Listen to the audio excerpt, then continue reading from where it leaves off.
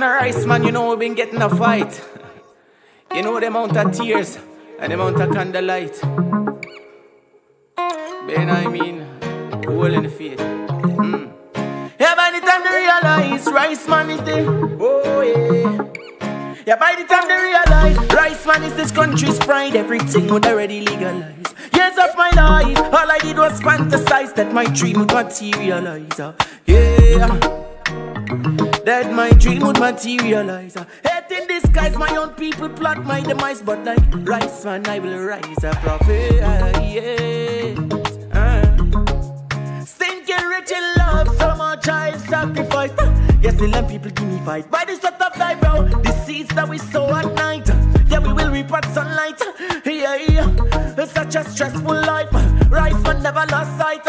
Hey, rice man is gonna make it through the night. Yeah, rice man, you just gotta have patience, cause success don't come overnight. Yeah. Rice man is a bomb in the city. Call him Mr. Bomb Diggy Diggy. Your rice man is a bomb in the city. You're in a city that's still a mystery. Yeah. Still a mystery. They're gonna let him explode. Already in take over mode. Rice man fear govern the road. Either they surrender or them man in the codes. All the way gun them fully loaded. If them try fear post, yeah, we are gonna shut them down. We ruthless if you really notice. The dogs them nice. Now we are gonna take the lead. Call him Hitler, Ramadan, them Moses. Place faith in a them. Now let him show you what hope is. He is a product of focus. Where them a try, man we achieve. Where them receive, man they a give. And I like say we have, but we know more than people. And like any human we bleed. So we carry some moral, cause man still a beast. My people can't get away with their eyes. Hey, rice man is gonna make it through the night. Yeah, rice man, yeah, you gotta have patience. Success don't come overnight. Rice man is a bomb in the city. Call him Mr. Bomb Diggy Diggy. Yeah, rice man is a bomb in the city. Yeah, in a city that's still a mystery. Yeah, still a mystery.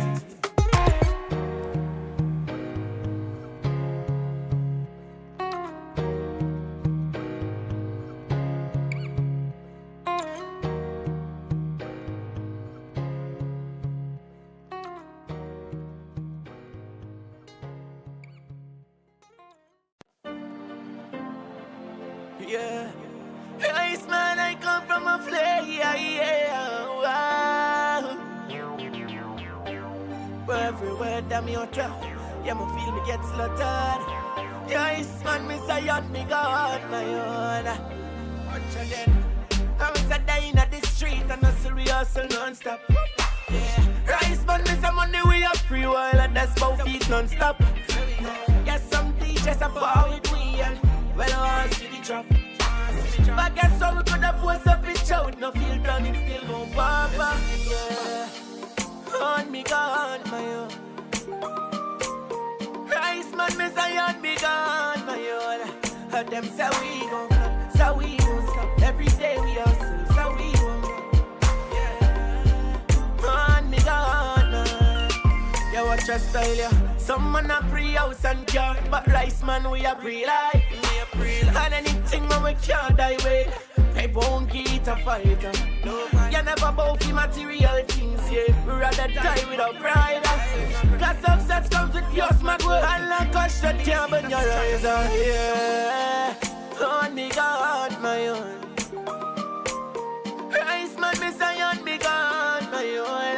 And them say we gon' flop, so we won't stop. Every day we hustle, so we won't stop. On me God, my. We day in the street and hustle, we hustle none. Rice man, me say money we are free, and the whole of them say we gon' flop. Yeah, some DJs are power with we, and well, I see we drop. But guess what? We gotta post a picture with no filter and it still gon' pop. Hey, Rice man, your ship done sail. Steer no. Captain. Rice man, hands on deck. Voice every sail, right? Yeah, me no real. Yeah, we not pouring. I'm not harboring no fake energy. Yeah, me no energy was bad before. Keep the same energy. Moving forward. Yeah. I'm Mr. Rice man. All hands on deck, yeah. Voice every sail, right? Rice man, no is them. All hands on deck. Voice every sail, no. So we won't stop every day. We hustle, so we won't. Rice man with Zion, big God, no, yeah. So we won't. Every day we hustle, so we won't. Rice man with Zion, big God, no, yeah.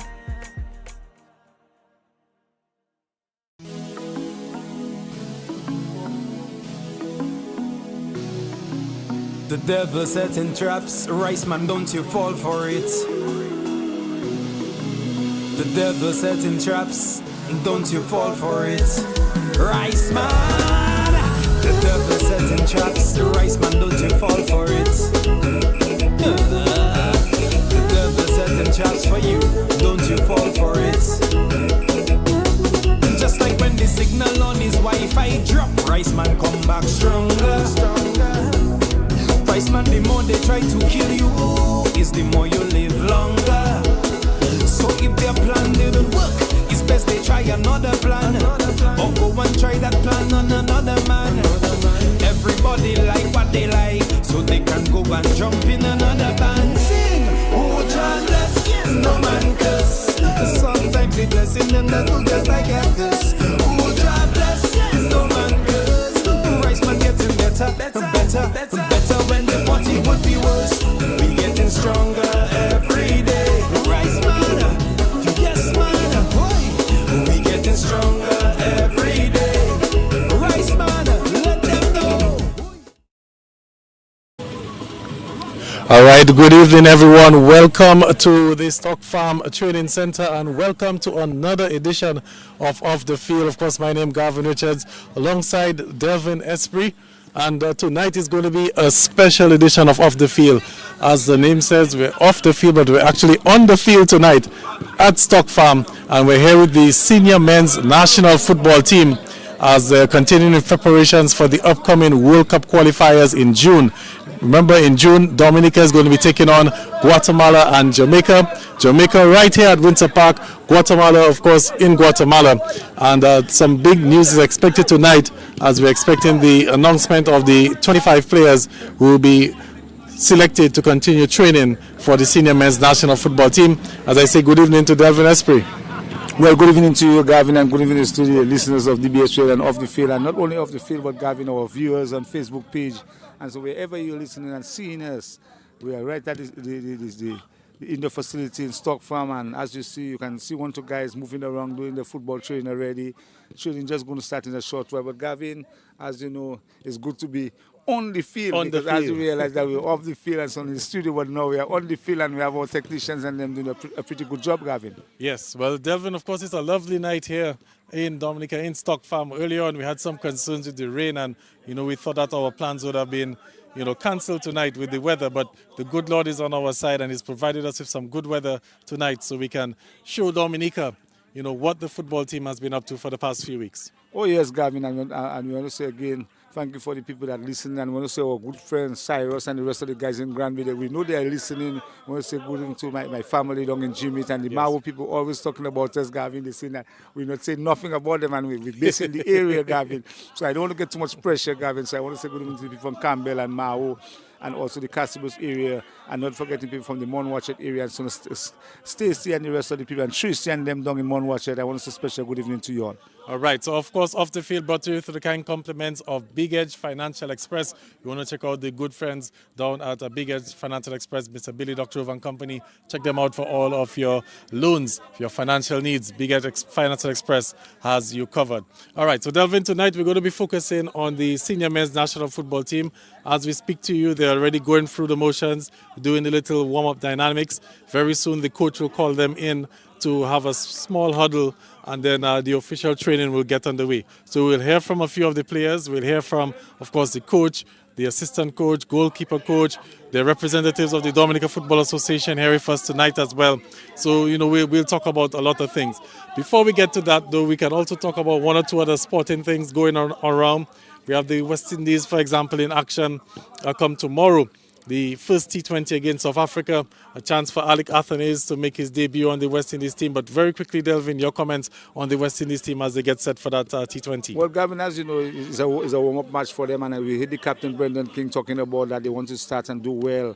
And you see a number of the players still missing and so. But Gavin, as soon as that the West Indies team start the preparation, we're hoping that they can do well against the South Africa team, because South Africa have rested some key players just like West Indies. But the players that they have to try to prove themselves, and it's still looking like there's maybe some slot that one, two guys maybe might sneak in. So they're still looking for that left and right combination. Yeah. I suspect Gavin, the West Indies team, to open the batting, because I still feel like Johnson Charles and Brendan King is almost like.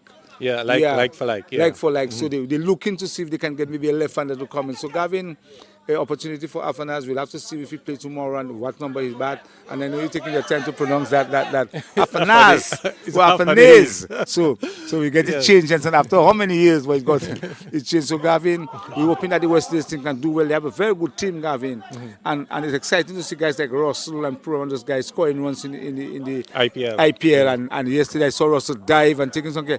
I see Russell looking like a revived fella, and Gavin, that gives me plenty more confidence in West Indies team standing a good chance of winning the World Cup. All right, so the game bowls off at 3 o'clock tomorrow afternoon Caribbean time. West Indies and South Africa live from Sabina Park. The first West Indies game at Sabina Park in almost 2 years. So let's hope that the fans come out and support. Delvin, very quickly before we get to the football here, also want to highlight Trennis Hamilton, who broke the national records. She broke a number of records over the past few days. Shot put, weight throw, hammer throw, just name it, she broke it, javelin, really doing well. Oh, look, I got a chance to display my skills. You see that there, control on point.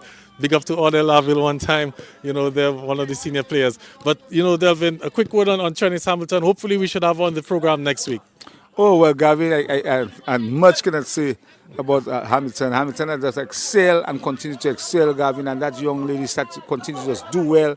She's a very serious young lady, Gavin. She take her training very seriously, and she went out to the city. And not only that, she has some serious parenting guidance around her. So her mother and her father have been supporting her fully and her family, Gavin. And when you have this type of support, Gavin, and you're a disciplined young lady, Gavin, I want to say hats off to her coach, Joel Hamilton in Dominica, and her coach that helping her out in the States. Yes. And she did that. I want to say good evening to Jasmine down in Canefield area. Wherever you live, Jasmine, I want to say good evening to the mom of Trennis.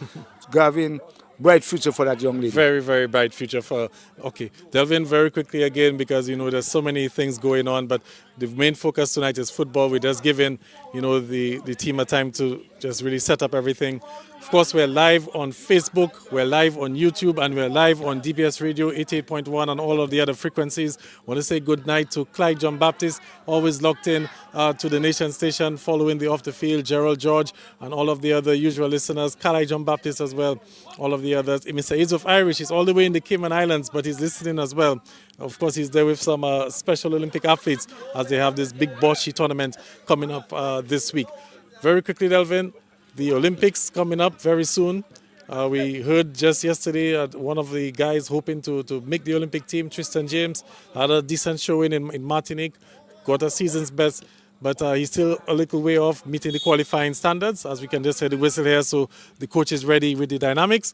Let's see, Delvin, if we can just walk down, and we'll see if we can just get our first word with the assistant coach, Delroy Watt, so he can explain to us what exactly is going on. So right now, you can just have a look at the players doing some dynamics, and the coach will give us a rundown as to what's really going on. Well, and Gavin, before we maybe move across to them, Gavin, as you know, Gavin, I'm extremely tired, man. You can see it, Gavin, because I can tell you we have my domino competition took place on Sunday. As you know, that the 32 teams were in action in a domino competition, and 16 have made it through to the round of 16. So hopefully that the domino competition will continue this coming weekend.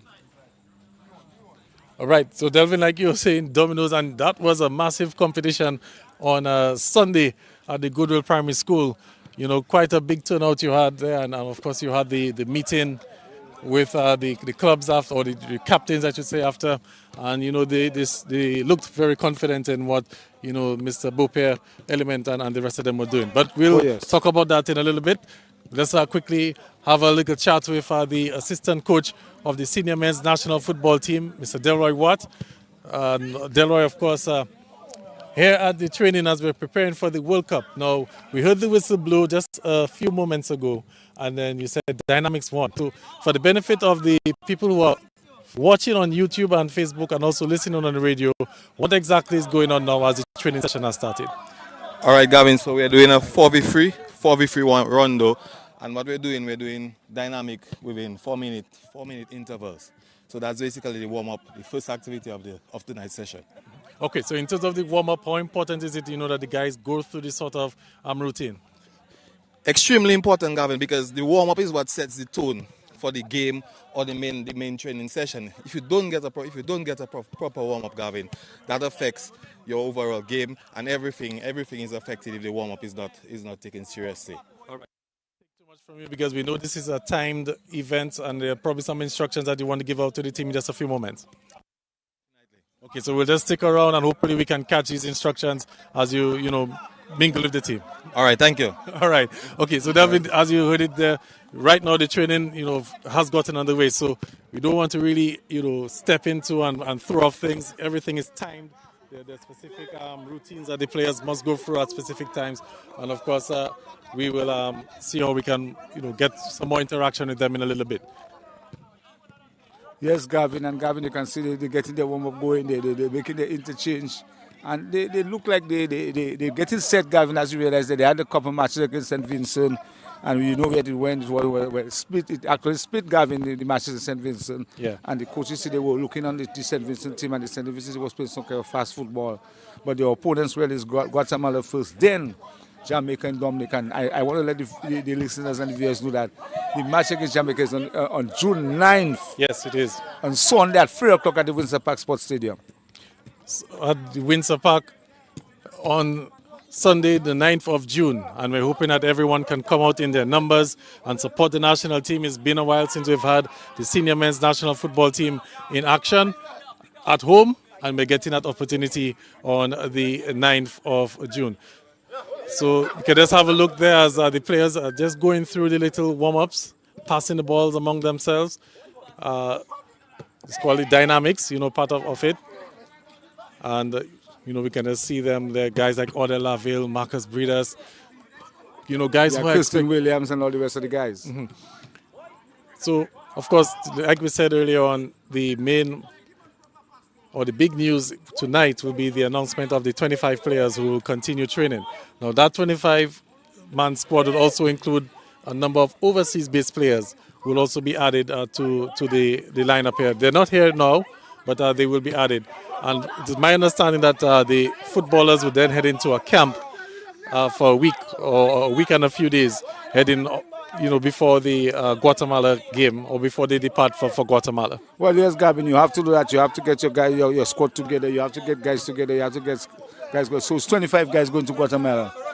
23. 23. So right. Two guys have. There's 23 guys traveling. 23 traveling. So a 25-man squad will be announced tonight, and then for traveling purposes, because you're allowed 23 for traveling. But the coach will want to have as many players as possible, for the trading aspect of it. So yes. Another cut will happen again. 2 unfortunate guys will miss out. But that's how it is sometimes. All right. So like we said, we are just coming off the international friendlies against St. Vincent. Dominica won the first game, quite convincingly, a clean sheet. 3-0 it was, or 2-0 it was the final score. 2-0. The second game, the coach opted to make some changes. Delvin gave some of the youngsters, some of the new players, an opportunity to play. Well, I think that it was 2-1. No, it was the first game was 2-0. 2-0? Yes, 2-0. It was a clean sheet for Jerome Burkhardt. Right. And the second one, we were not able to pull off the victory. But like I was saying, it was an opportunity now for the coach to have a look at the other players, leading up to the World Cup qualifiers. Some of the youngsters who are not, been given the opportunities before. And generally, they gave a good account of themselves in that second game, Delvin. What did you think? Yes, and you have guys like Fabio Drago and the rest of those guys coming up to the fort and really showing what the mantle that they have.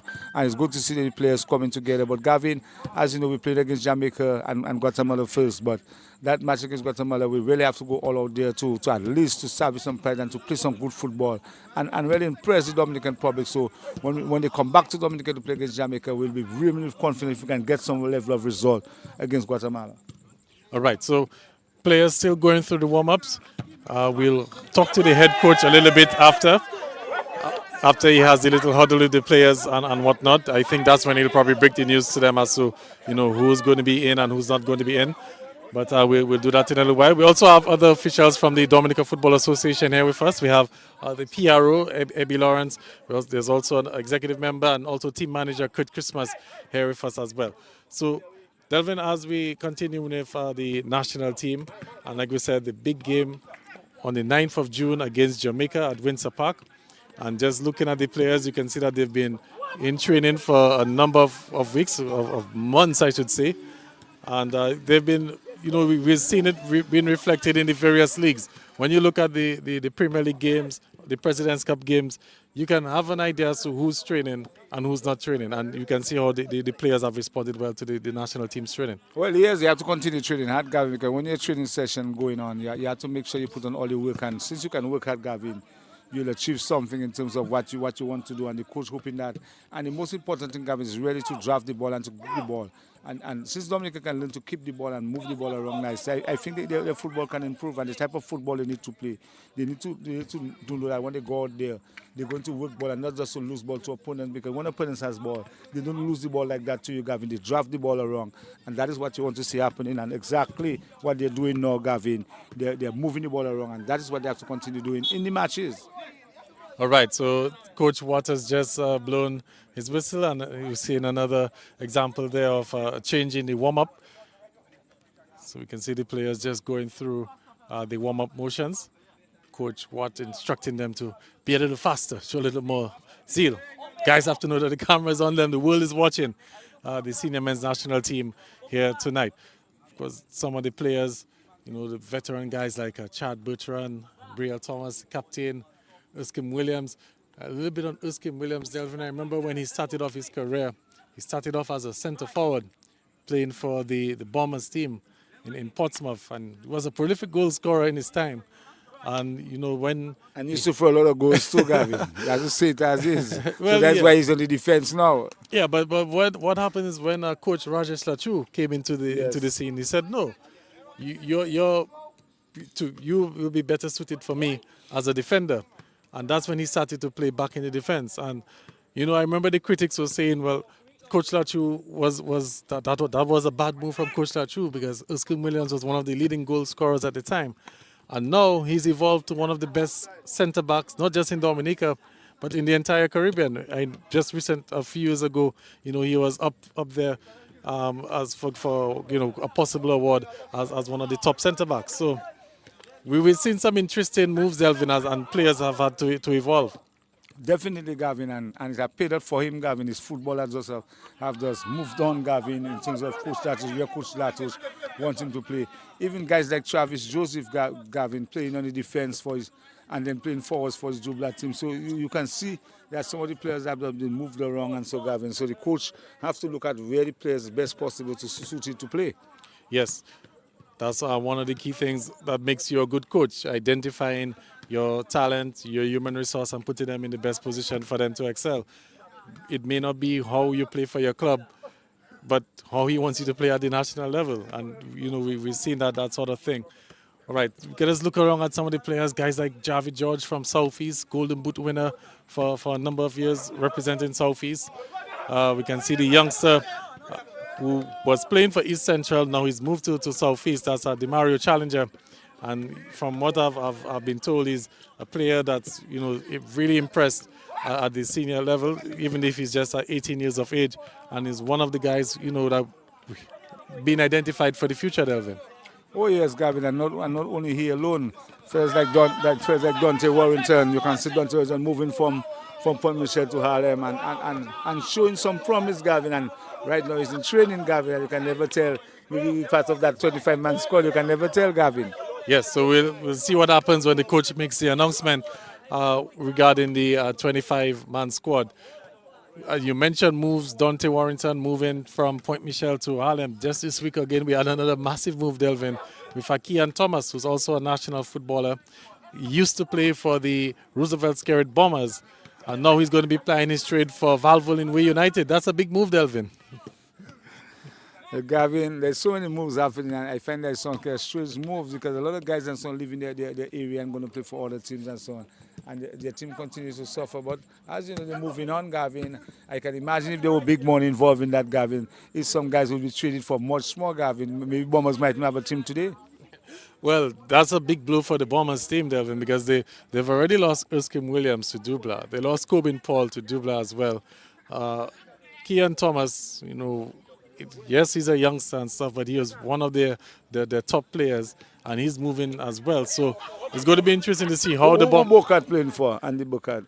He used to play for the Bombers, and now he's playing for Dubla as well. So obviously. So they're losing all of the players. So I'm not too sure as to what is going on in Portsmouth that they can't seem to keep their top players. And the way it looks right now, with Portsmouth having lost their first 4 games, they're already at the bottom of the table. So it's going to be a real uphill task for them to, climb out of the relegation zone. Well, they were almost done last year, Gavin, and they barely made it, Gavin. So this I do see how they can survive because they're losing key players steady. So Gavin, they really going to struggle. But they gave the team a 6-0. They jumped the All Saints 6-0. Yeah. So that's a good start for them in the President Cup. But interestingly though, they beat Southeast, All Saints in the last game. Remember there was the playoff game last year between All Saints and Bombers to decide which team will be in the Premier League, and they beat All Saints 11-0 in that encounter. Yeah. So on the weekend, beating them 6-0, some may say, but that's a bit of a drop-off. Yeah, they continue to take revenge on who they can, Gavin. So the point is that they punishing who they can punish, but they're really not playing the type of football they need to play in the Premier League. And it's going to be very difficult for them to cut from that relegation spot this year. Yeah, very difficult it is indeed. Just looking again at some of the players, you can see the likes of Cheston Prosper from the Southeast, plays for the LA Stars.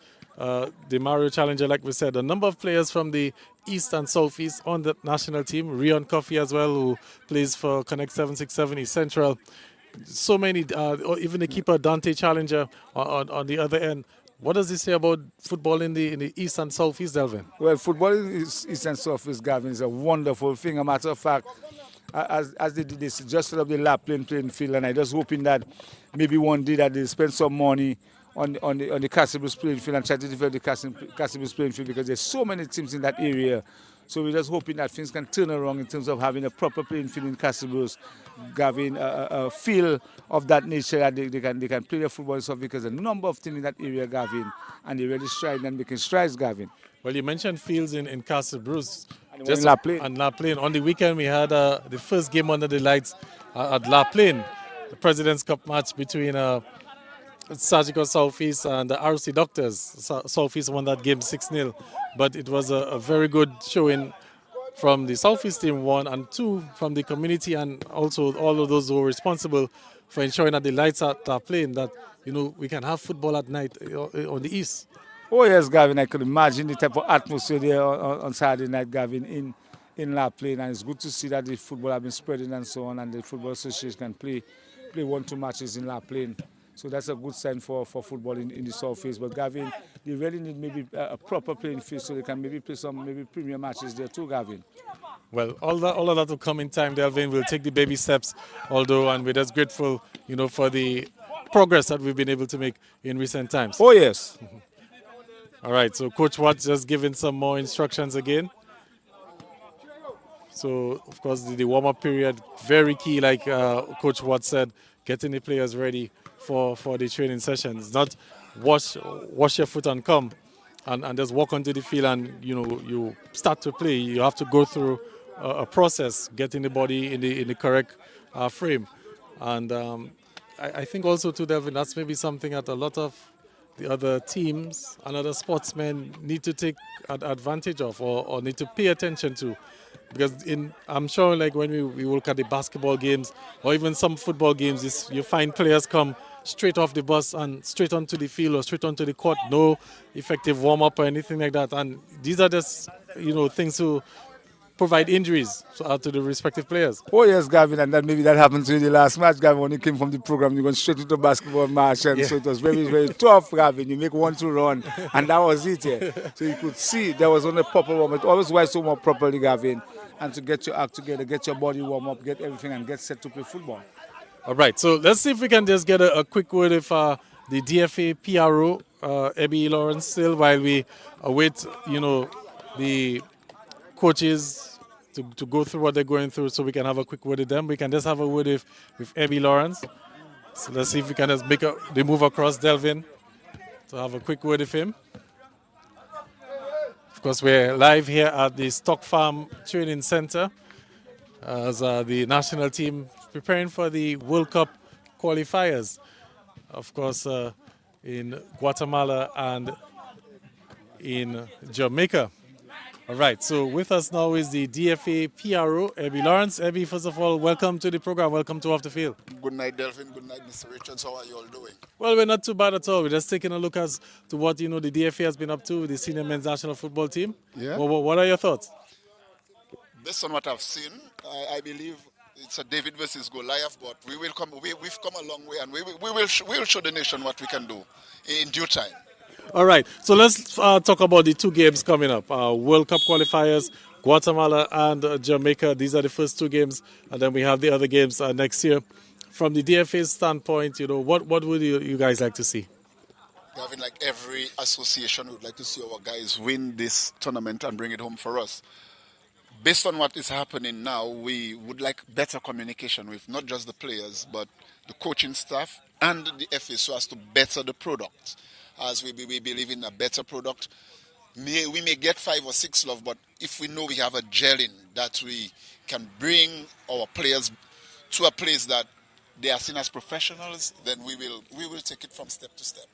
All right. Well, that sounds like a mouthful. And if we have to really delve or dive into what you're trying to say, then we'll probably spend the entire program talking about that.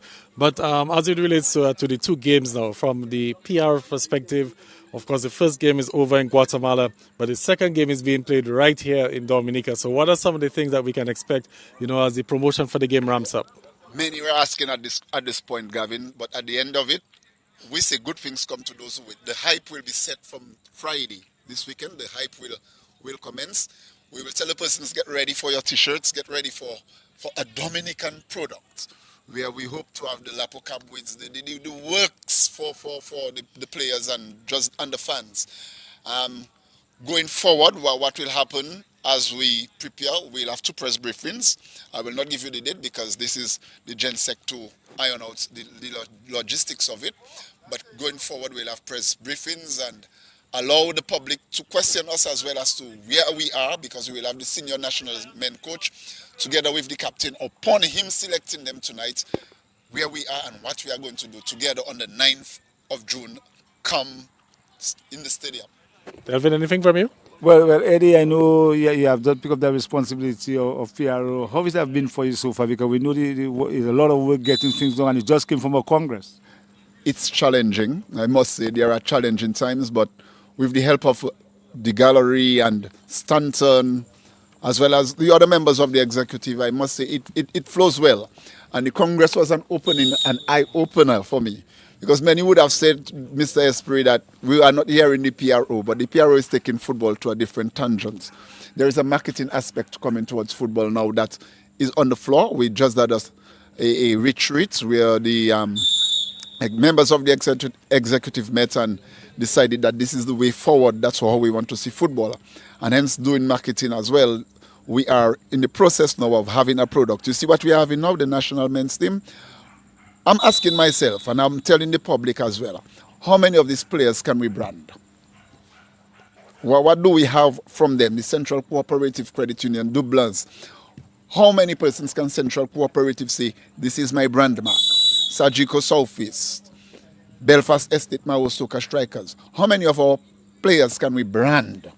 and make a product out of them. So the marketing aspect of football is coming in, not just coming on the radio now and say the scores are this and the scores are that. And I must compliment and give credits to Mr. Richards for really holding under the gears, for pulling the scores when I'm unavailable. And he is one of the sports officials that I must say that is really showing the worth of bringing sports alive, while others criticize what they do not know. But I want to give credits to Gavin for really pushing the sports agenda and really working towards ensuring that, hey, sports in Dominica is taken to a new level, as well as you, Delvin.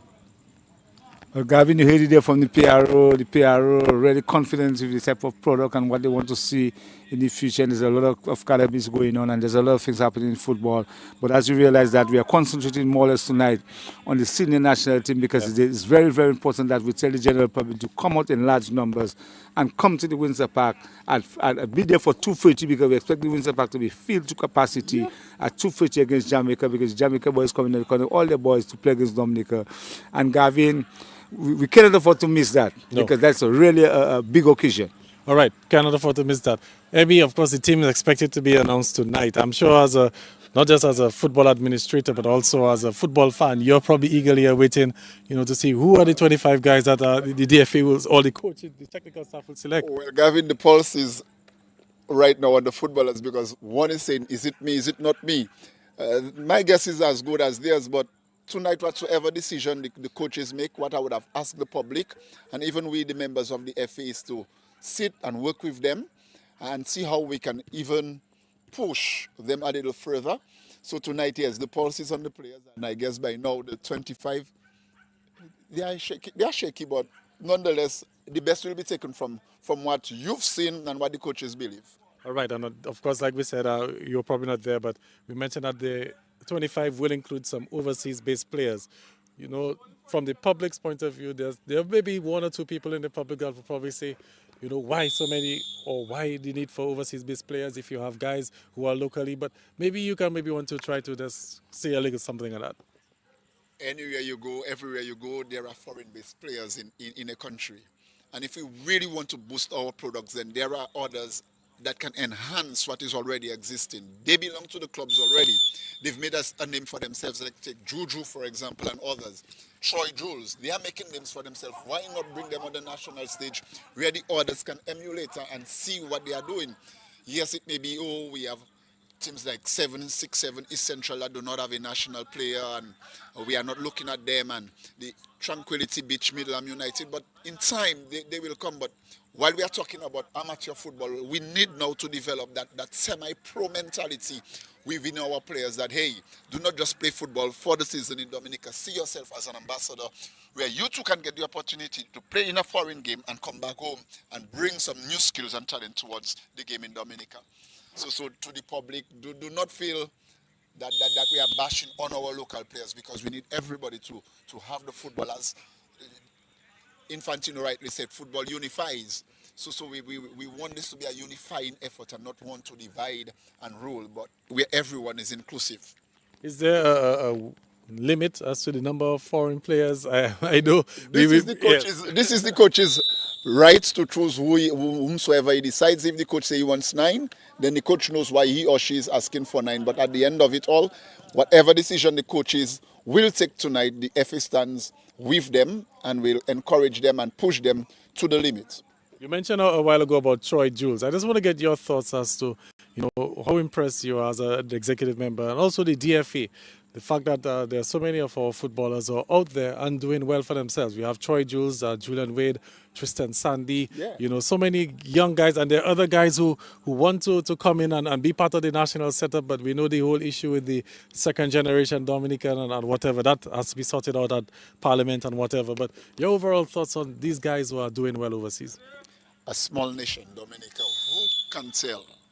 Who can tell what will come out from them? And I really say, when I looked at the game where Troy really scored his goals, and say, look at this, a Dominican nation. And even Gavin, while at the Congress, many took us for the Dominican Republic, and we had to say, hey, no, this is Dominica, land of many rivers, and to see our players really on the international scene showing worth and showing, hey, we do not have the necessary facilities, but look what I can do. I mean, this is phenomenal, especially with Wade and the others, man. So come even soon, Javid George from Southeast making his way to England for further training. It says that we can do it. We only have to have patience with each other instead of the criticisms. And that is Dominican. We are noted for criticizing things we do not know of. But if we take our time and see the bigger picture and what is to come, hey, then shortly we may have a team of nationals foreign base. And guess what? It's money for us and money for them as well. All right. Maybe in terms of the support from the DFA to the players and the coaching staff, you alluded to it a bit at the start when you said that, we want to see a little bit more from the players and everything. But from the DFA's standpoint, in terms of the investment into the players, what can you tell us about this right now? Gavin, even right where we are now, and they will be going on to a camp tomorrow, this cost the FA $150,000. Now, many would not say, and this is one of the phobias or mentality we need to get out from our head, is that the FA has money, but the money is invested to the players themselves. It will cost the FA a significant amount of money to charter flights, that is one, to get the players across, to feed them, but nonetheless 150 and more percent the FA stands with the national men's team. And we just, again, ask the public to really support what is happening. It may not be how they see it, but within the FA, there are ways and means to really communicate. And that is the greatest peeve of mine now. I will get blows for it, but the level of communication between the management of the senior national men's team and that of the FA needs to improve, so as again the public will know exactly what is happening, because earlier on, as PR, I'll tell you, many giving blows and saying, when is the hype coming, when is this coming? But again, everything is logics. All right. So, Amy, just looking at everything, and of course, we can see that, the guys are out there in the numbers tonight, really giving it their all.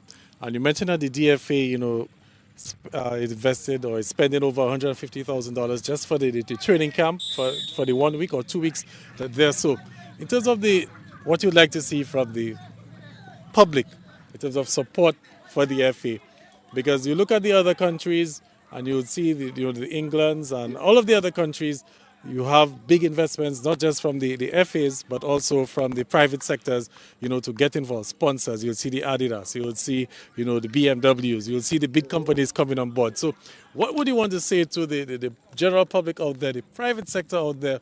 I know that they've, helped in terms of sponsoring teams and stuff along those lines, but it's going to take a lot more if we're to get up the ladder in the rankings. And Gavin, that is exactly the area I want it to be, because like I said to you, there is a marketing front now coming. I'm going to use one player, for example. We are taking Brian Thomas, the captain of the national team. All our players are good. But Brian is being sponsored. His team, Central Cooperative Credit Union, Dubla Limited, they are the ones sponsoring Brian. Why can't we, together with Central, come together on the table and discuss ways we can promote, the product of Central through Brian. Brian gets something out of it, and the FA, being the ones producing the talent that's in the person of Brian, we receive something as well. Now, going forward in the marketing front of FA, these are the areas we are going to be dealing with.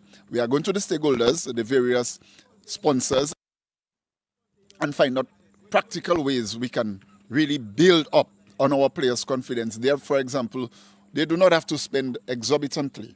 For example, we'll say, I want a 6-month training in Anguilla or something like that. Are you willing to come on board with us?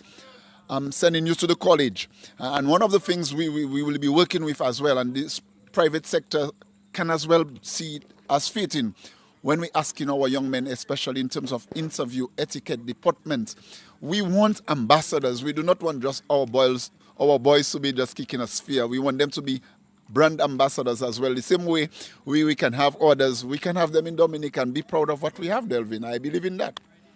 And Gavin, as you rightly said, Eddie really talking about the relationship between the coaching and the thing. But I think the Football Association, Gavin, on the whole, have been doing a pretty good job trying to give the players all what they need, and so on, the coaching staff all what they need to see the level of success. So it's a good thing by the management. I want to say hats off to the president and his executive for pushing with a lot of other things I think, Gavin, that could be done.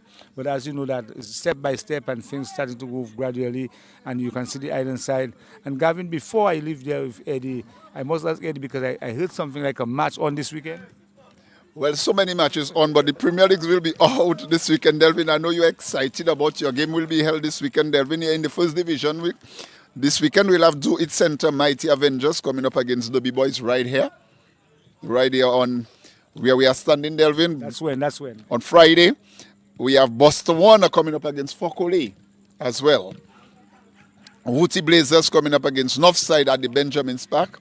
And Kalibishi Diaspora will be coming up against St. Joseph on Sunday at the Benjamin's Park. Premier games are suspended until further notice. And well, members will ask, why should the Premier games be suspended? It's because of the national players being called up now for Guatemala and Jamaica. It will cause a short delay per se in the league, but nonetheless, football will continue for the weekend. We just want to tell again the public to come forward on the 9th of July. Come in your green and your June. So I'm saying July. Come with your green. Come with your trumpets, especially the Mao Lapo Kabut. I'm putting you on the spot, Kenneth Esprit. Come with the Lapo Kabut. We are going to take the Windsor Park Stadium by force, and we're going to show the world that hey, regardless of they seeing us as the Davids in football, but the fans can be the Goliaths of the stadium. Well, that's well said, Evie. Well said. Well said, Eddie. Well said. And that's the PR of the Dominican Football Association, Gavin. Eddie seems to have things well covered. Just came from Thailand, Gavin, from the Congress. Yes, FIFA Congress, 74th. Yeah, 74th FIFA Congress. And he said it earlier, Gavin. He said about Dominican Republic, and he has to lift up his hand and say we have rivers. I don't know where he was pointing. But he said we have so many rivers. So they're still mistaken Dominican Republic with Dominica, Gavin. But as you know, that the match against Guatemala is in Guatemala on the 5th of June. So we're going to be quite clear that on the 9th of June, Dominica will be against Jamaica, right there. It was about 3 p.m., Gavin, Eastern Caribbean time. All right, so we're going to see if we can get a word now with the head coach of the team, Ellington Sabin. The players are still going through the warm-ups and stuff along those lines, but time is of the essence as it's already 7:45. That's what I'm seeing, Gavin. So the time is really flying by. I used to say that the time flies by very quickly when we're at in the studio. Yeah, when we're off the field. But when we're on the field tonight, it looks like things are really flying now, Gavin. It looks so. So Coach Sabin is going to make his way across. I'm not sure if he will be in a position to give us the 25-man squad yet. So, but in the interest of time, because we have to say goodbye at 8:30, at least let's see if we can get a chance to have a quick word with the head coach of the senior men's national football team, Ellington Sabin. And Mr. Sabin, good evening. Welcome to the program. We're here with the team. As you know, it's a big night for the team. The 25-man squad expected to be announced soon. But overall, what are your thoughts on the training? How have things been going? The training has been progressing smoothly thus far. The players have been putting a lot of work, as you can see. It's evident here. Right now, we just trying and strengthen their cause a little bit. Because as you know, if your body is not physically ready, then whatever we're trying to achieve tactically you may find difficulty executing it. So we just try to ensure that the guys' bodies are in tip-top shape. As we saw versus St. Vincent in the friendly matches, the fitness is up to par and the guys are performing satisfactorily tactically as well. It's just one of the little areas we have to work on, and we're going to use the camp setting to work on that over the next 2 weeks. The guys won't have work to focus on, neither club games, because the DFA has suspended the Premier League until after we take part in the World Cup qualifying games, so that augurs well going forward for the team. All right, Coach, we've had a few months to prepare for the Guatemala and the Jamaica games, 2 big games in this group, 2 of the toughest teams in the group. Mentally, how prepared are the guys for this sort of challenge? Well, mentally, the guys are ready. I mean, the guys understand that the opposition that we're about to face are formidable ones, but nonetheless, football is played on the pitch on the day, and are determined to go out and represent the country at the best and the highest level that they possibly can. what are some of the things that you would like to see from the team in the next 2 weeks? You only have 2 weeks, like you said, before we depart for Guatemala. But based on what you saw in St. Vincent, based on what you've seen in the few weeks leading up to this, what are some of the things that you want to see? Well, as you know, the opponents that we're going to face are opponents that play at a higher tempo than we play generally in the Caribbean. So just to increase our general speed of play and general speed of thought, on and off the ball, the movements on and off the ball, and the finishing. We always scored some nice goals versus St. Vincent, but I still feel we can improve in that area as well, and trying our best to remain as compact as possible when we're defending. All right, I know the 25-man squad will be announced soon, but in the interest of time, in the likelihood that we don't get to speak to you again before you make the announcement, overseas-based players, how many can we expect? You know, what's going to be basically the team, if you can tell us at this point in time? Well, at this point, the 6 overseas-based players, 2 of them are already here. That's Julian Wade and Fitzgerald. We're expecting Glenson Prince, Giles Mitchell, Tristan Sandy, and Troy Jules to come in over the next couple of days. All right, so 6 overseas-based players, Delvin. Well, Savin, I want to say good evening to you again. But I know you have 2 weeks and so on, but is there any going to be a practice match, maybe against some other guys before you leave? Well, the risk involved in that is kind of great because, for example, you might choose to play against a local club who may come with intentions that may not necessarily suit what you want to do. We generally at this point try and keep it more indoor and inside to mitigate against injuries. We can, however, we will try our best to play an external opposition in a local friendly game to kind of test the guys again just before the game. But it's just a matter of managing that game properly so that we avoid any injuries or any unforeseen circumstances. I'm hearing a lot about injuries and just before. And to me, that's something very strange to me because I know previously and some national team training and then they want to practice match just before they go.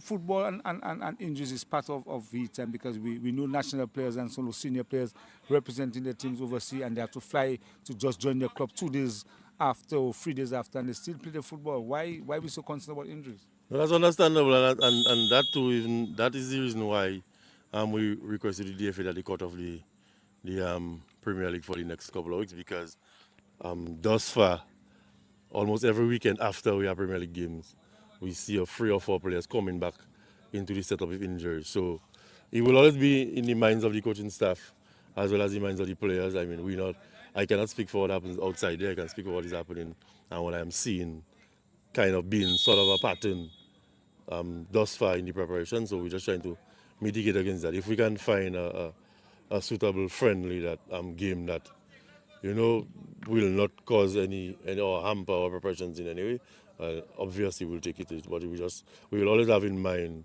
the chances of players getting injured. And if a player gets injured now, it's going to be difficult to replace him.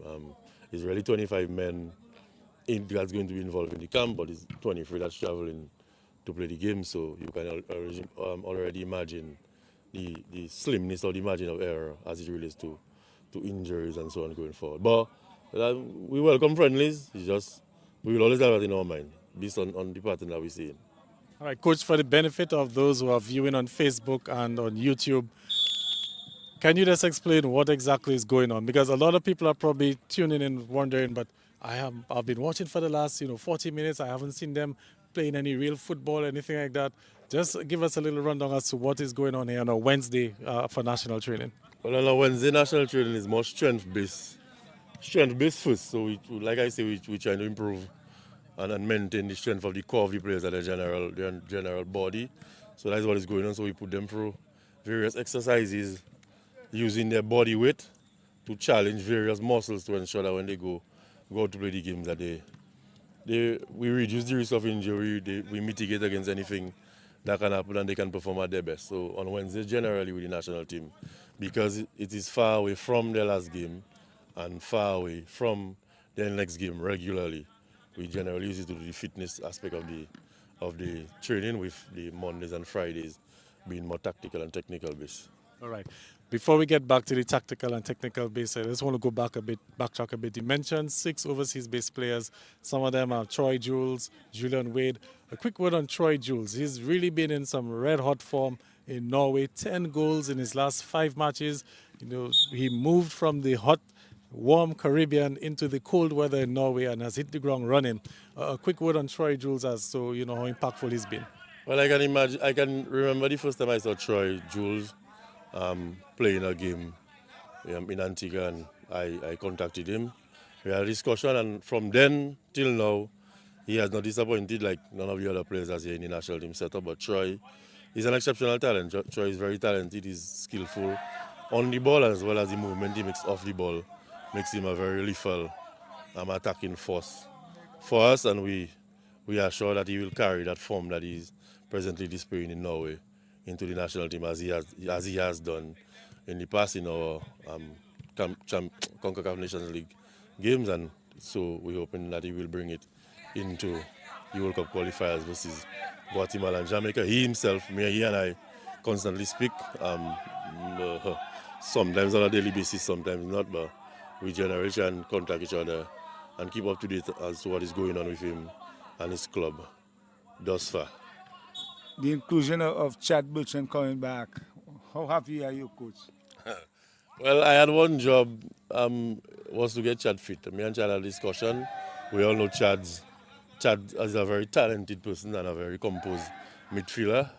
He and I had a discussion, or a number of discussions actually, and his only task to me was to get him fit. Then my coach wants to get me fit, I will perform. But I will tell you, I am struggling in my fitness. So that was the job. I got him fit, and we're reaping the rewards of that. Chad, like we know, is very knowledgeable in the football and is a wonderful asset to the team, just like all the other players. You mentioned that Tristan Sandy is coming back into the fold. The last time we saw Sandy was under Coach Lachu, in the CONCACAF qualifiers and whatnot. Looked quite impressive in the midfield. What can you tell us about Sandy now as to how his game has evolved? I know that he's playing more in the United States for a club. Well, his game has evolved. When Tristan exclusion from the team was largely to the fact that he was in between clubs and he was trying to find a club. He has since found playing time with teams in the US. And Tristan, like you said, is an immense talent. He's a very talented and very young player. He has a good knowledge of the game. He understands the game properly. He has played it for us before, so he understands how we want to play. And he just like the other foreign base, will be good additions to the team to add to the quality that the local players already bring. Overall, Coach, how happy are you, with the squad that you've selected? I know you haven't fully announced it. You've just given us the 6 foreign-based players, but overall, how happy are you with that team? Well, this time I must say the picking the team was a little bit tough because the quality has improved from when I started last year, February, to now. The quality has improved a lot. We have seen as a staff the players have grown. They have matured. Some of them were very young when they joined the setup, and now you can see they matured and they welcome in the training and they taking the training well, and you can see that they executing what we're asking for on the field when they're playing. All right. Before I allow you to go, Coach, because I know you have to get back to the training, very quickly, tactically, how would you want to see the Dominica team set up against Guatemala and Jamaica? Well, like I said, the Guatemala and Jamaica team are bigger teams than we are on paper. On the field, we will give them the respect that they deserve, but at the same time, we will be bringing the fight to them to ensure that we come out with the victory, just as I expect that they themselves would be doing. All right. Well, Coach, it's starting to drizzle, and I think we may have to seek some shelter for the camera purposes as we're live on Facebook and YouTube. But I will allow you to go back to the team. How soon can we expect the announcement? Will we be able to get it during the course of the broadcast? I don't think you'll get that. No, so we'll probably have to have it for the news in the morning, the 25-man squad. All right. So that was the head coach of the senior men's national football team, Ellington Sabin. See if we can maybe get some reaction from one or two of the players, Delvin, while we're here still. Of course, we're continuing the preparations for the team. We have, let's see, Kasim Peltier, for example. see if we can get a quick word with Kasim Peltier, one of the guys in training with the senior men's national football team. Kasim, good night. Welcome to Off the Field. Yeah, good night. Right. So you've been, playing with the guys, training with the guys for a while. Your thoughts overall on the training? Well, the training going good. I must say plenty players putting their hearts out, the commitment, players working hard, straight from work and coming and putting whatever energy they remain and just getting the best. All right, you've been no stranger to the national setup, been in the team for a while, though you had that injury which set you back just a little bit. But what impresses you the most about this team? Well, the togetherness of the fellas, even off the field, the brotherhood that the players have, even when they come and watch the football on the weekends, the players are not playing, you see them sit down together and all that, and even different activities outside the football, always together, hanging out together as friends and chilling together and talking football and otherwise. It's a good camaraderie between the boys. All right, we're expecting the announcement of the 25-man squad in a little bit. Have any butterflies in your stomach, or are you feeling confident that you can, get into the team? Well, not butterflies, but I training with the team and everybody training, everybody sacrificing, and the best set of players I suspect will represent the country and put their front foot forward and just do their best, whoever it is in the 25. All right, well, thank you very much, Kasim. We'll allow you to get back to training. Thank you. All right, so there we heard it from Kasim and Peltier. Gavin- Delvin, you have someone? Yes, I have a youngster. You can just tell us the name. My name is Demario Challenger. The Mario Challenger and Challenger, how the training have been going for you? It has been going well so far. Today we're just doing some bit of maintenance work, bit of strength training as well. But yeah, so far it has been good. How confident are you? Because we know that the team have to be selected tonight. How confident are you making the 25-man squad? I know I put in my best in training, so with what I've done throughout training, I'm pretty confident, but I'm also nervous as well in making the team. So yeah. Well, I can understand that, but I see you knocking the ball and you look pretty good knocking the ball. Yeah, I have my talent, and the coaches saw it, so that's why I'm here. So yeah. So what you bring to the national team? I have a lot of energy, lots of vision through passes, and my first touches on the ball pretty well, and just my ability and my talent. Yeah. All right, well, I wish you all the best tonight, and I hope you can make the team. You look like somebody, a very talented young man to me, because the way I see you moving that ball there, you look like you can produce something good. Thanks a lot, man. All right, then, and that was Challenger there. All right, so we just heard from the Mario Challenger from Sajiko Southeast, used to play for Connect 767 East Central, heading back into the training. All right, so coach is having a brief word with the players. You can see that they're heading into the huddle right now, getting some instructions. But with us is the team medic, Cleavon Vidal. And of course, the medic, one of those unsung heroes on the senior men's national football team. Everyone has an important role. The medic has one of the most important roles as well. Cleavon, good evening. Welcome to the program. Good evening, Mr. Gavin. Thank you, and appreciating being there, and thank you for coming to showcase the players. As you know, they like to be showcased as they ask you to do so.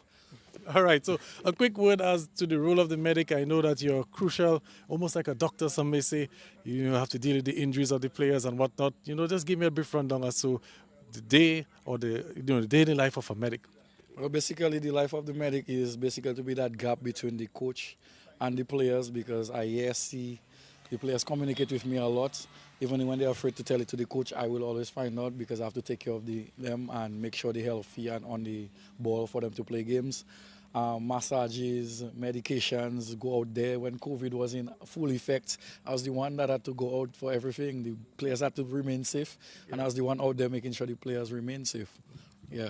All right, in terms of the injuries, not too many major injuries, right? No, there's not too many major injuries right now, and everybody that was injured, they're healing quite well, just in time for the upcoming games ahead of us. All right, Cleavon, a lot of people, like I said, the medic, unsung hero. You're the first guy who has to run onto the field, to assist the guys in times of emergency and whatnot. But, what really has been your biggest challenge as a medic so far? My biggest challenge as a medic so far is just getting more education, like qualifying myself even more, because these things are specific and you have to really go out there, and there's no constant training for persons in my field in the country. So I just want to grow in my field and my aspect, and hope that a lot of people follow in my trend, because right now people idolize me in the country as a medic because people say they want to be a medic because of me, and that makes me feel good. And I only want to improve myself to get the next set of medics on the island to be at that top notch, at that quality, at that effect. Delvin, you want to say something? Yeah, Gavin, because I really wanted to ask that question, guys. I really want to know when he became a medic and so on. That is the question I want to ask. I know you won't answer a hard question, but because what we know Vidal as a coach and whatever, but we never know Vivian. All of a sudden we see him there as a medic for the national team. So I really wanted to find out. But he say he getting things done, and he say that he educated himself and so on to be medic. So he seems to be doing a pretty good job, and Gavin, that's very good that other guys can see that, because medics very important, Gavin, to make sure that the players are and the players have to be talking, have the level of confidence, and they have to feel very comfortable telling the medics exactly what is going on. Before you answer that, I think we may have to just move off the field a little bit. Maybe the players might come our way, and we don't want to call you into action to deal with a collision. But Cleveland, based on what Delvin said, what was your reaction to that? Well, my medic journey started when my club began. That is Reunited FC. We had everything. I was supposed to be the coach actually, but because of time constraint, I couldn't fill in that position. And I always wanted to be a part. I always wanted to give to my club, and that was a void that we had. And I started to feel it by looking at YouTube videos, doing experiments on my own self, like what could do, what could work. And then I got deeper in it, and every course that came up, every DFA course, every first aid course, everything I could get my hands on to qualify myself more and more, I just got into it, and I got recognized by the head coach at the time, Rajas Lachu. And he told me that once I stop coach and medic at the same time, he'll call me up for the national team. And he did just that, and that's me now. That's where I am. All right. Cleveland, looking at the team, and we can see they're just about to get a little scrimmage up and running. As the medic, though, I just want to get your thoughts as to, how the preparations have been going. What's the mood like in the camp as we approach these two big games against Jamaica and Guatemala? Well, the mood right now is humble. The players are humble. The players know what's coming up ahead of them. The players are taking care of themselves, like I advise them all the time to do so. Getting their appointments, if they have their medication to take, ensuring that they take it. Steady communication to make sure everybody is at top shape and healthy. All right. Cleveland, well, we'd like to thank you very much for joining us. All the best. I think you still hold the record as the fastest medic in Dominica? Yes, I do. All right. So maybe we can put you and one or two other medics into a race. I believe after St. Vincent, I believe I'm the fastest medic in the Caribbean. All right. Well, let's see if maybe we can get a word from maybe Melvin Angol or even the team manager, Kurt Christmas, just to give us a brief. All right. All right. So, Delvin, as we just heard from the medic there, very exciting young guy, Cleveland Vidal, and really making a name for himself on the medical aspect of the football. Gavin, as I said, Gavin, I really never know Cleveland really as a medic, but he's the medic of the team, so hopefully that he can get his act together, he's doing what he has to do, and taking care of the players. All right, very quickly, Delvin, sorry to cut you short. We have with us Kian Thomas. Let's see if we can get a quick word from Kian Thomas before he heads on to the field. Kian, training, national team, youngster in the squad as well, but your thoughts overall as to how the preparations have been going? Well, Gavin, I must say preparations have been going good, The boys are doing what we know they can do, what we expected, and just ready to go out there and battle. All right. So just give me a sense as to, how pumped up you are for this game, coming up against the games against St. Vincent, and of course you had another showing against St. Lucia last year. How pumped up are you? I mean, Gavin, I was ready, so I had to get ready. Just ready to go out there and do what I have to do. All right. On a personal note for you now, you had the big news this week. I can see that you're smiling from ear to ear on this one. The move from the Roosevelt Scarlet Bombers to Valvoline We United. Tell me a little bit about that move. Well, Gavin, I've always admired United as a club, as a family, There are some really good people I know on the ball, like Mr. Lennon Ban is the coach, and the president, Mr. Vidal, and Miss Laura. So when they came calling, I couldn't deny. How difficult was that move, though? I mean, Portsmouth, that's where you're from. You would have grown up watching the Bombers team. How difficult was it to move from away from them? Well, growing up as a young man in Portsmouth, it's never easy to leave your boy club, would that grow you, that nurture you into what you are today. So it was never easy, but at the end of the day, it's football, and you have to make the most necessary to you. what would be your main goals now with the We United team? With the Portsmouth team, you're down, lost your first 4 games of the season. How are you looking to rebound personally? Well, I just looking to get more goals on the board, more assists, and just help United in any way possible. All right. So, what would you probably think would be the biggest challenge now to play for We United? Seeing that you're just coming straight into the team. Well, there's always challenges when you come into a new team, but only for me, I would say I can adapt anywhere, and I'm just ready for the challenges. I doesn't fear challenges. I'm ready for it always. Just want to go back again to the move because that's something that has been really haunting the Portsmouth-based team for the past season, 2 seasons. A number of their top players are leaving. I have to ask you this question: is there any tension in the club as to why so many guys are leaving, or you probably want to stay away from that right now? I would say tension in Portsmouth is all love. Always been love, But guys feel necessary what they have to do for themselves. So you can't really say you have tension in the club. Just players feeling the personal move is needed. All right. Well, Kian, we're going to let you get back to the training. Thank you very much for joining us. Yeah. All right. So that was Kian Thomas, Delvin, making the big move from the Bombers. Roosevelt Scarlet Bombers To We United. to We United. I probably want to invite you just to come off the field just a little bit, Delvin. I think you're a little bit too close to the Gavin, touchline. I could have made the island said in my time, Gavin, but right now, at my age now, football is very difficult for me. But Gavin, we have the manager of the team, Kurt Christmas, and Mr. Christmas picking up that responsibility. This year, Gavin, Kurt, how has it been for you? It has been good, Gab. It has been very, very good, Mr. Esprit. As a matter of fact, I've managed teams before. As you know, I've been with We United for a number of years. Now I'm with Buster Warner. I've also managed youth teams, but now it's a new experience for me because we're talking about a senior men's national team. It's a bit of a challenge, more work, but I'm up for it. I'm up for the task. So far, your journey have started with St. Vincent, managing your first time in St. Vincent, 2 games, and then you're coming up to some big matches against Guatemala and Jamaica and Dominica. Kurt, everybody knows, depending on the players, but the manager have a very important role to play. Yeah, basically, all of the matters of the field belong to the manager. The coach and the coaching staff take care of the technical matters, but the manager has a lot of work to do off the field.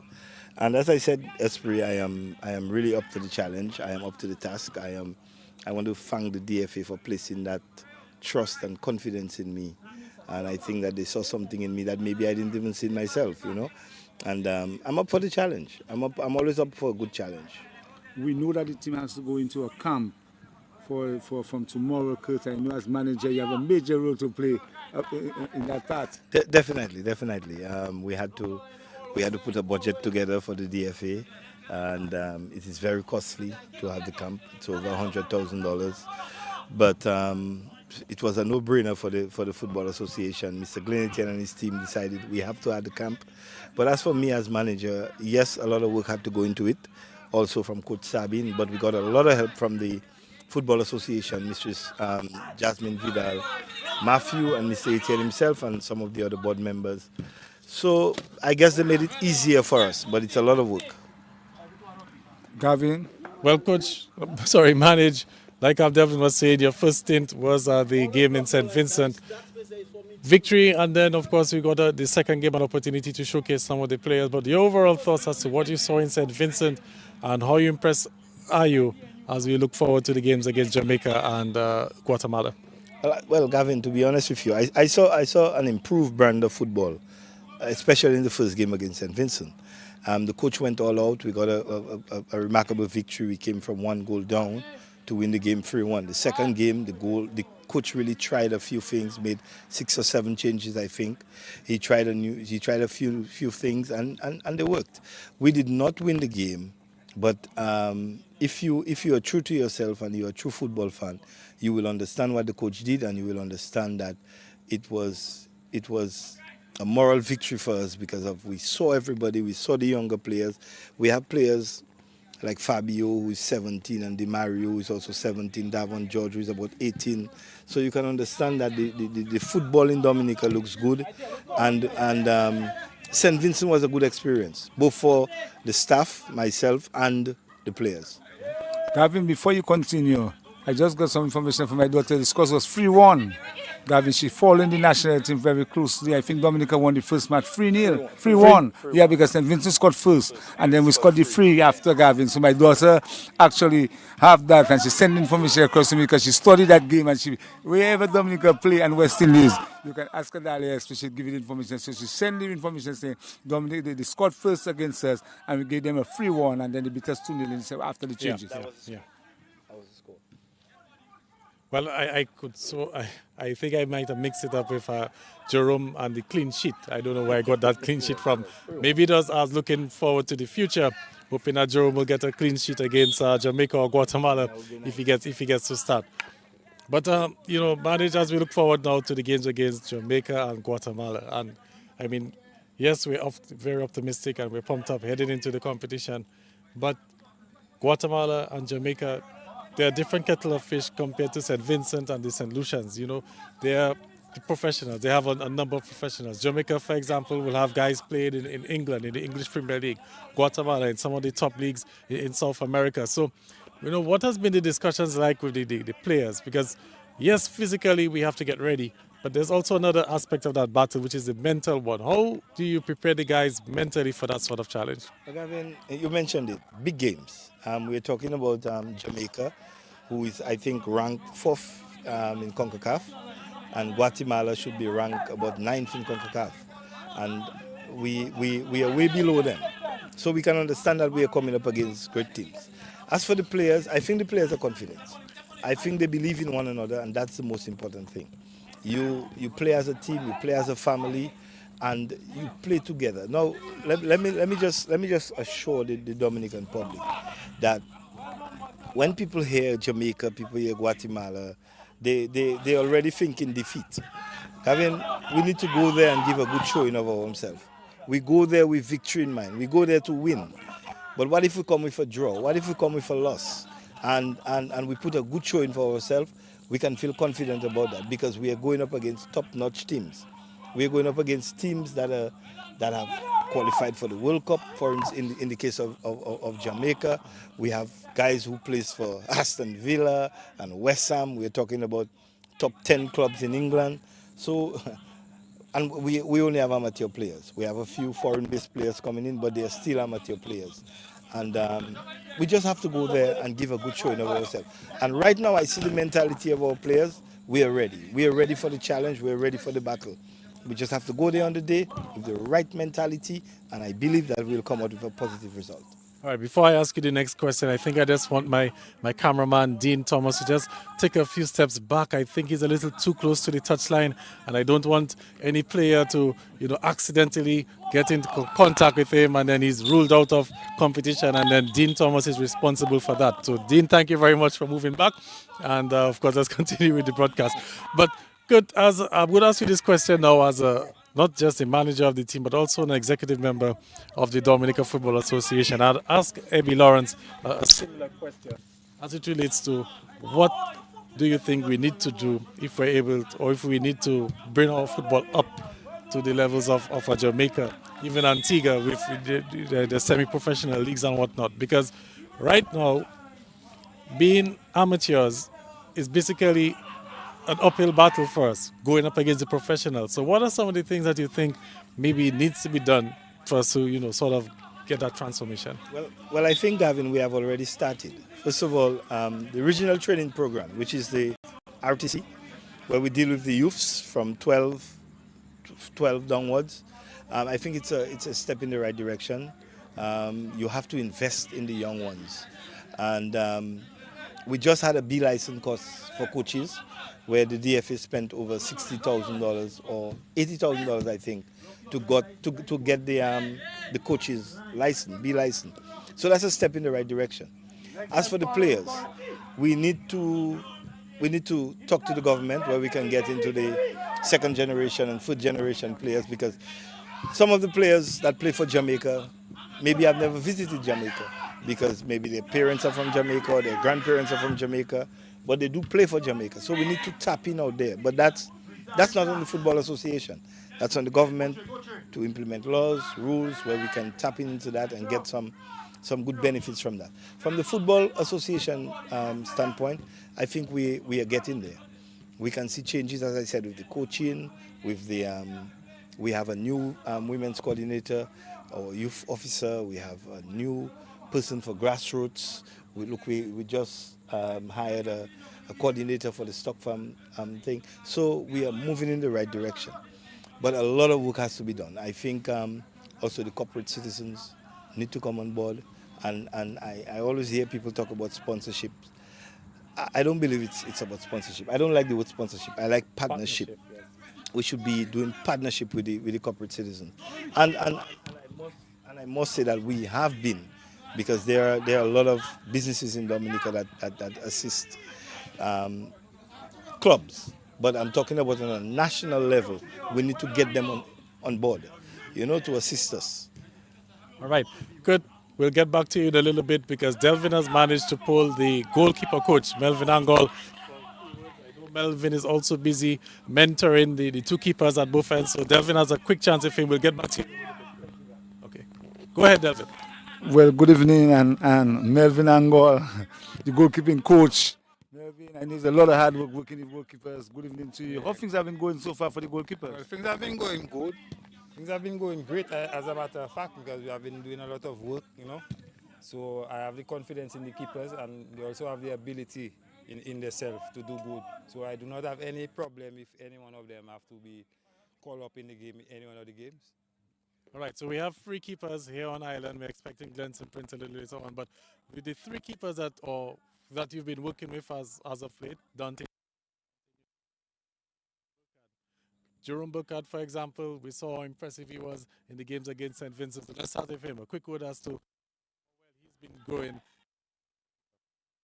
The process with him has been good because I know him from a young age. We have worked together for a number of years with the youth national team. So being on the senior team now, capable of, and I know what to expect of him. But the work that we have put for the past 4 or 5 months, I can see a great difference in all the keepers that I am working with. So I have no problem with any one of them. For me, I would like to give each of them a chance, be part of the senior national team because I know that is the future.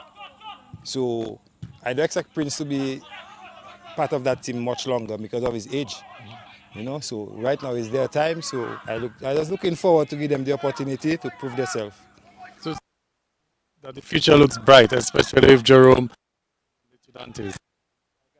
Definitely say that because they are pushing the work, they are doing what they have to do, and as a goalkeeping coach, I can definitely see the improvements in every aspect of the game in their ability. So Dominica, we good. I say we'll be good. As long as I'm healthy and I still have strength to do the things that I can do as a goalkeeping coach, they'll be in good hands. Of Glenson, when are you going to give me? So what we are definitely saying that this tournament there that will come back to Well, as far as I can see, that should be because we have the youth. They have the ability to replace Glenson, and especially in Jerome. We all see what Jerome can do and his ability in the goal. He was voted the best goalkeeper in Dominica in the Premier League last season. So for him to step up to that next level would be good for him. Glenson Prince, he can remain healthy and be able to contribute to Dominica as long as he can. He's been a very good servant to the game for Dominica, Glenson Prince. Father Time is undefeated, although there are one or two athletes for a little moment. We speak of guys like LeBron James. There are a few keepers who are still more interested in cricket. But I mean, we have to face reality at one point in time. But your thoughts on Glenson as to how much he has contributed to the game, as not just as a keeper but also as a captain, how he as a leader to the team? Well, for me, it's new working with him. I haven't really worked with him, so I don't really know. I've never really had to say I had a full session with him, But for me, I know that he has worked well. They have complimented him a number of times. I say number of times, in games for Dominica. So I wouldn't want to just brush him aside early, because he still has the ability as far as I can see. It's just that keeping himself fit at his age. With a goalkeeper, it's different because you don't do as much work, maybe as much running as the outfield player. So maybe you can stretch your career a little. But for me, the future is with the youth, you know. So all I want to do is just give them the opportunity, see their progress as they going along, and then make a decision who should be the number one keeper. As you go into that, because it's going to be a tough decision. A goal just scored there. Well, you didn't see it, so very good. It would go against. It would go against Dante. You know, you didn't see it, but based on what you've seen from the three keepers so far, and as you look for in terms of their development, I know each keeper has a different strength, a different weakness, but overall, how would you sum it up as to what are some of the key areas you think as they continue? Well, I think their communication, because I always try and improve on letting them know that communication is key, especially with the defensive unit. You know, I as a goalkeeping coach, I'm supposed to stay on the side and hear them calling on the players clearly. Okay, so I need them to work on that. Again, some simple little errors is just knowing when to stop, to cut off some angles, and the proper technique that you'll have to use as a goalkeeper. Because as I was telling them earlier on, we was doing some 1v1. Certain balls that I was kicking across them, they was using their foot. But at certain times you have to give yourself an opportunity to use your hand. So this is some of the basics that I need them to just, you know, adjust and be able to function as a goalkeeper. But for me, the handling is safe, the distribution, how would I say it? The overall ability as a goalkeeper is not much that I have to do with them. You just always make sure that I have them ready for the game, in game mode every time. As you mentioned that, Melvin, looking forward to the games against Jamaica and Guatemala.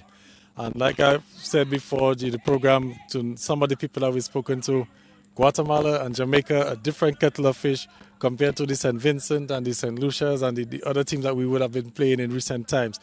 The goalkeepers especially will come under some fire.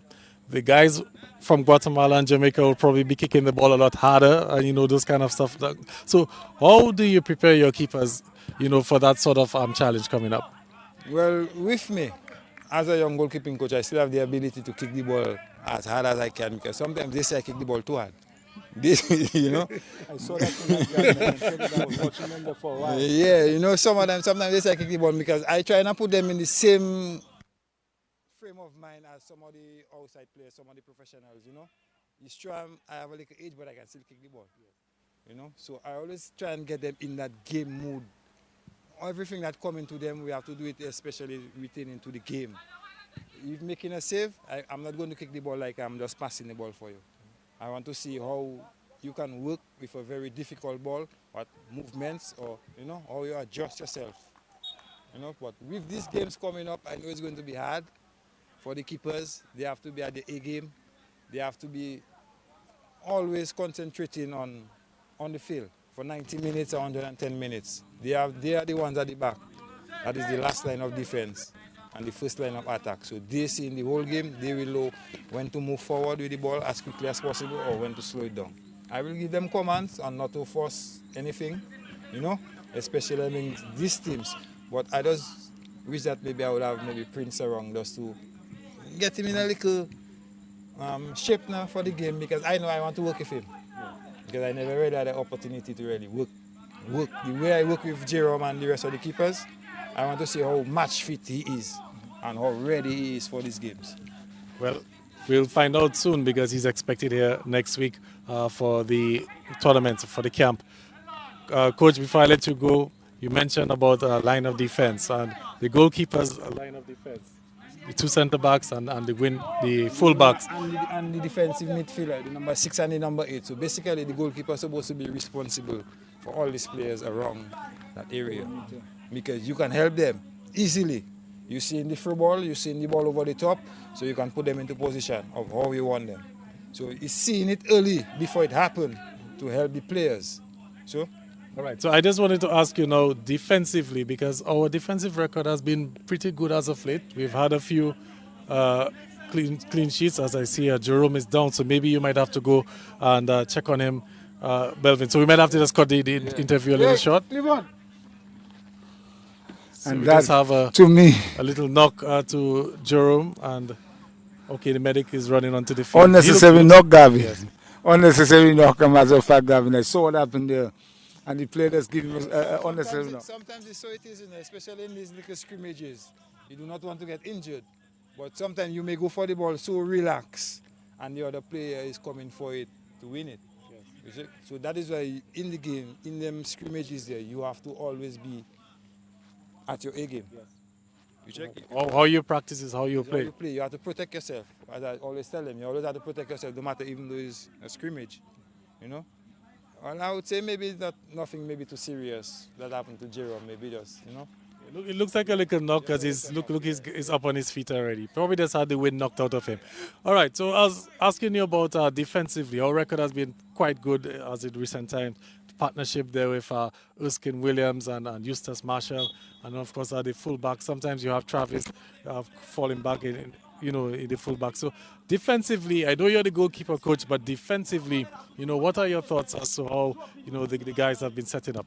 Very good for what I am seeing so far, because I feel for a number of years these guys have been playing for the national team, so they should be accustomed to their positions, especially here in the voice of the goalkeeper. So for me, these players in the defensive areas, we shouldn't have a problem, playing with one another. These players that have been playing together for years, and have been training for a while with the national team. They should be all accustomed, So each one there that have to help each other to make the game easier. Right, so they have to help each other. Yeah. Melvin, my final question to you, because we're almost out of time. It's already 5 minutes past the season. That's a big save. Oh, no, it went in. Good goal. But so the goalkeeper did the initial work. Just what I was talking about, what we was working on earlier on. Good close down, good save, but it's unfortunate. Yes. Own goal. Yeah, ricochet of another defender. All right. But Melvin, as a former national player yourself, and the medic there is very busy tonight. He was boasting that he's the fastest medic. Well, he's getting he has to earn his dollar tonight from end to end of the field. But anyway, back to that.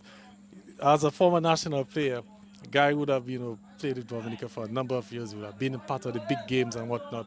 What would be your word of advice to the players, finally, as we say goodnight? Well, let's make sure that they put 110% into every session from now on until we reach our game. Put your all in and let's work together as a team, love each other, play for each other, play for your country, and continue to motivate, because we're going to need a lot of that in them 2 games that we have coming. A lot of bonding together, a lot of players motivating each other, and that is good, because it always puts pressure on you when you have to get that from your own player. If you cannot get that, well. But I believe that we have a good opportunity as long as we stick to our game plan and work as a team and work together. Each one, teach one. All right. Well, thank you very much, Melvin Angol. Good to get you back to the national duties as we continue the preparations. But thank you very much. Yeah, you're welcome. Thanks for that. All right. Okay, so that was Melvin Angol, the coach, goalkeeping coach of the senior men's national football team. And as we continue with preparations here for the World Cup qualifiers, there's Clement Catty up in his stand. So he came all the way to Stock Farm just to have a quick look at the team. Matter of fact, let's see if we can get a word from Clement Catty. Oh, he's ready. Catty. Keep talking, he's Gavin. He's ready. He's afraid but Gavin, and not only that, Gavin,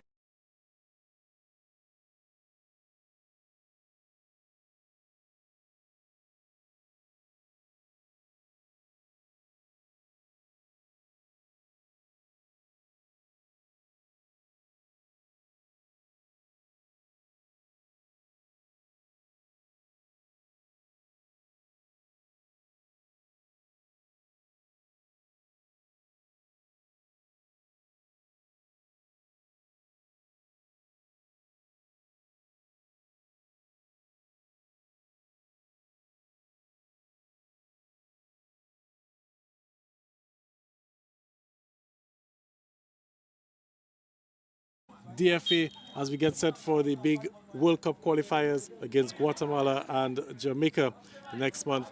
Devin, your final thoughts before we say goodnight? Well, Gavin, I can say it was nice being there in Stock Farm, watching the guys train. At least the viewers have opportunities to watch you guys in action, train. And you can see the players, how keen they are. A number of guys want to make the national team, Gavin. At my time when I had to get selected, I had no choice. I wasn't nervous at all because there was a certainty on the team in cricket, both at any level. So I know I had a lot of confidence, Gavin. But tonight, as you see, but Gavin, that young guy. That's a lovely goal there. Oh, yes. And the young guy spoke to Gavin there, the challenger guy. Gavin, he looked to me a very promising young guy. And I just saw the guy and I watched his type of football and the way he moved. Gavin, that guy will be a very key guy on the Dominican national team. Well, let's hope that he makes the final 25. He should make the national team easily. That's easy. All right. So, Delvin, on behalf of all the viewers and everybody, we'd like to say good night. We'd like to thank everyone for tuning in. This has been DBS Off the Field, special edition of Off the Field, live here at the Stock Farm Training Center. We were hoping to get the 25-man squad before we had to say goodnight, but it's 8:30. We have to say goodbye. We will bring you the 25-man squad in the morning news at 7 o'clock. So you want to make it a date at 7 o'clock tomorrow morning to tune into the DBS major morning news package to hear the 25-man squad. And not only 25, they want to see the faces of the players. So that was very important there tonight. That Gavin, I don't know what can be done, but they want to see the players' faces and so on to know who is who and so on. So when they come to the Windsor Park, they can support Gavin. All right, so we're inviting everyone to come down to Windsor Park on June 9th. Before that, though, we want everybody to glue to their television sets or whatever device you have on the 5th of June to support Dominica against Guatemala. We want to make sure that we have full support for the national team. So on that note, we're going to say goodnight. On behalf of the entire production team, Dean Thomas behind the camera, Aaron Wilshire in the bus, doing all the switching and making sure everything was nice and dandy. And of course, DJ Halo Boy, who's been back in master control at our DBS Radio monitoring the broadcast. So I'd like to thank everyone for listening and joining us on Facebook and YouTube as well. And we look forward to your company next Wednesday when we have another edition of Off the Field, which is brought to you for the kind compliments of Big Edge Financial Express. I'm Gavin Richards signing off. Yeah, man, Rice, man, we've been getting a fight. You know the amount of tears and the amount of candlelight. I mean, hole in the face. Yeah, by the time they realize Rice man is the, oh yeah. Yeah, by the time they realize Rice man is this country's pride, everything would already legalize. Years of my life, all I did was fantasize that my dream would materialize. Yeah, that my dream would materialize. Hate in disguise, my own people plot my demise, but like Rice man, I will rise a prophet. Yeah. Stinking rich in love, so much I sacrifice. Yes, the land people give me fight. By the sweat of thy brow, the seeds that we sow at night. Yeah, we will reap at sunlight. Yeah, it's such a stressful life. Rice man never lost sight. Hey, Rice man is gonna make it through the night. Yeah. Rice man, you just gotta have patience, cause success don't come overnight. Yeah. Rice man is a bomb in the city. Call him Mr. Bomb Diggy Diggy. Yeah, Rice man is a bomb in the city. Yeah, in a city that's still a mystery. Yeah. Still a mystery. They're gonna let him explode. Already in take over mode. Rice man fear govern the road. Either they surrender or them man in the codes. All the way gun them fully loaded. If them try fear post, yeah, we are gonna shut them down. We ruthless if you really notice. Did I ask them nice? Now we are gonna take the lead. Call him Hitler, Ramadan, them Moses. Place faith in a them. Now let him show you a dope is. He is a product of focus. Where them a try, man we achieve. Where them receive, man they a give. And I like say we have, but we know more than people. And like any human we bleed. So we carry some moral, cause man still a beast. My people can't get away with their eyes. Hey, Rice man is gonna make it through the night. Yeah, Rice man, yeah, you gotta have patience. Success don't come overnight.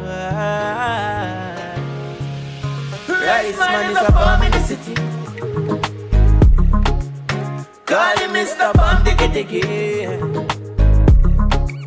Yeah, Rice man is a bomb in the city. Yeah, in a city that's still a mystery. Yeah, still still a mystery.